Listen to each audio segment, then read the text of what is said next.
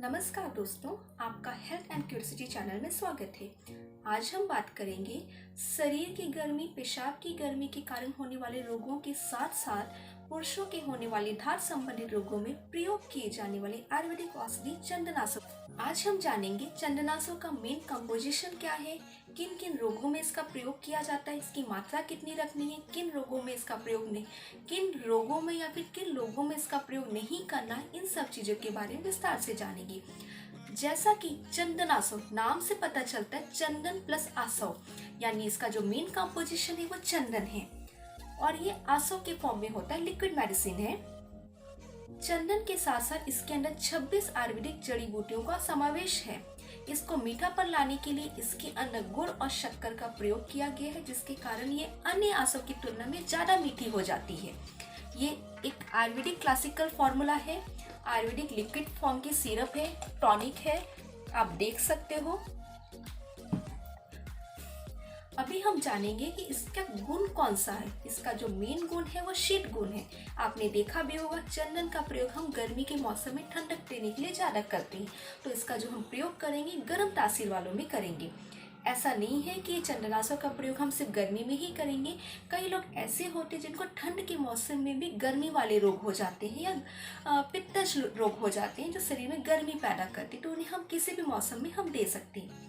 पर मेनली ये चंदनासव का प्रयोग हम गर्मी के सीजन में या फिर गर्मी के सीजन में पेशेंट ऐसे ज़्यादा देखने को मिलते हैं, तो हम चंदनासव का प्रयोग गर्मी में ज़्यादा करते हैं। अभी हम जानेंगे किन किन लोगों में हम इसका प्रयोग कर सकते हैं। जैसा कि ये दाह शामक, पित्त शामक होता है। अगर आपके शरीर में, पेट में, पूरे शरीर में या फिर हाथ पैरों के तलवों में जलन हो रही है तो इसका प्रयोग करना है। पित्त ज्यादा बढ़ने के कारण शरीर से कहीं से भी अधिक प्रमाण में खून निकल रहा है, जैसे कि नाक से खून होना या महिलाओं में योनि द्वारा बहुत ज़्यादा मात्रा में ब्लीडिंग होना, तो हम इसका प्रयोग कर सकते हैं। इसके अंदर एंटीबैक्टीरियल और एंटीमाइक्रोबियल प्रॉपर्टीज होने के कारण किसी भी प्रकार का पेशाब के रास्ते इन्फेक्शन हुआ है, यानी कि यूरिन ट्रैक्ट इन्फेक्शन है, पेशाब में जलन हो रही है, पेशाब से बदबू जा रही है, पेशाब खुलकर नहीं आ रही है, रुक रुक के हो रही है, पेशाब में पीलापन है, तो इसका प्रयोग बहुत ही लाभकारी साबित होता है। ये बहुमूत्रता वाले गुण वाला होता है, यानी कि मूत्र को बढ़ाने वाला होता है। इसका प्रयोग हम पुरुषों के जनन इंद्रियों वाले इन्फेक्शन में कर सकते हैं। सेक्सुअली ट्रांसमिटेड डिजीज में इसका प्रयोग किया जाता है। सुजाक, गोनोरिया जैसे रोगों में इसका प्रयोग किया जाता है। पुरुषों के जनन इंद्रियों या साथ ही साथ फीमेल्स, महिलाओं के जनन इंद्रियों में किसी प्रकार के इन्फेक्शन है तो इसका प्रयोग होता है। शुरुआती कंडीशन में अगर हम इसका प्रयोग कर देते हैं तो ये अकेले भी बहुत ही अच्छा फायदेमंद रिजल्ट देता है। महिलाओं के श्वेत पदार्थ यानी कि व्हाइट डिस्चार्ज में भी इसका प्रयोग किया जाता है। पुरुषों के गुप्त रोग में या फिर पुरुषों को नाइट फॉल की परेशानी है या फिर स्वप्न दोष की परेशानी है, वीर्य बहुत पतला जा रहा है, तो भी ये बहुत ही लाभकारी साबित होता है। वीर्य को गाढ़ा करने का काम करता है स्तंभन होने के कारण। पुरुषों में अगर शुक्राणु की अल्पता है, शुक्राणु की जो संख्या होती है वो कम है या फिर शुक्राणु की जो गति है वो प्रॉपर नहीं है, तो उससे भी नॉर्मल करने का काम करता है। ये एक प्रकार का हार्ट टॉनिक है, हार्ट को बल देने का काम करता है, बॉडी की इम्यून सिस्टम को बढ़ाता है, शरीर की किसी भी प्रकार की कमजोरी है तो उसे इम्प्रूव करता है। साथ ही साथ दीपन पाचन करता है, यानी कि भूख बढ़ाता है, पेट साफ करता है, खाना पचाने में मदद करता है और वजन बढ़ाने में भी मदद करता है। पेशाब में दर्द हो रहा है, जलन हो रही है तो उसे भी दूर करता है। अभी हम जानेंगे इसका प्रयोग किन लोगों में नहीं करना है। जैसा कि हमने देखा कि इसके अंदर शक्कर और गुड़ की मात्रा डबल होती है, तो या इसे हम डायबिटीज के पेशेंट में प्रयोग नहीं करेंगे। प्रेगनेंसी में इसका प्रयोग नहीं करना है। 7 साल से कम उम्र के बच्चों में इसका प्रयोग नहीं करना है।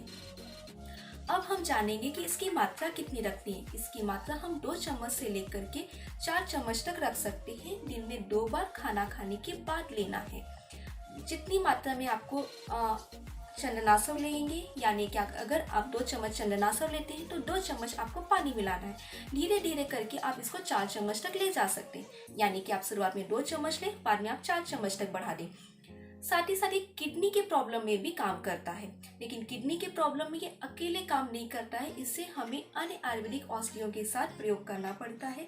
तो उचित यही होगा कि आप नज़दीक के आयुर्वेदिक डॉक्टर की सलाह से ही इसका प्रयोग करें।